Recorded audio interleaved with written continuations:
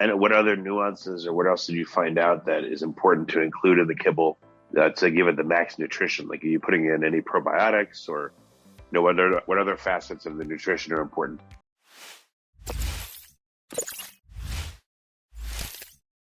For my money, where you should be focused is on nutrients as opposed to ingredients. There's a whole lot about the pet food industry that is gross. The kind of manufacturing and regulatory side of it, it's an ugly industry. There's a lot of consumer deception.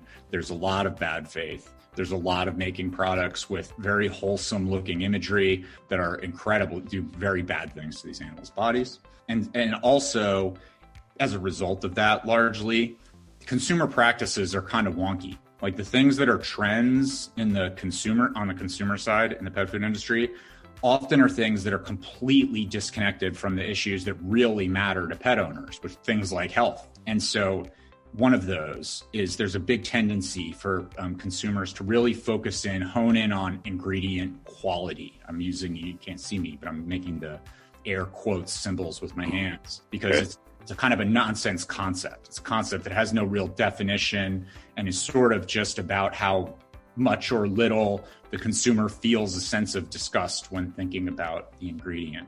So for me, the much better way to think about what to feed your dog is to think about nutrients rather than ingredients, because there's a whole load of science that tells you what is and isn't healthy in that domain. And so for me, one of the most important nutritional issues is to reduce carbohydrate as much as possible, full stop.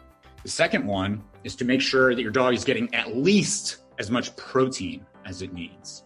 I exist on the weird fringes of the keto and low carb community. Like, there are a lot of folks out there who identify as, I'm a keto person, I'm a low carb person, not just research scientists either, just like everyday people. And a lot of them believe that the most efficacious kind of keto diet for them is one that's very high in fat content, that there are reasons why you don't want to feed protein, essentially, if your goal is to deepen ketosis as much as possible.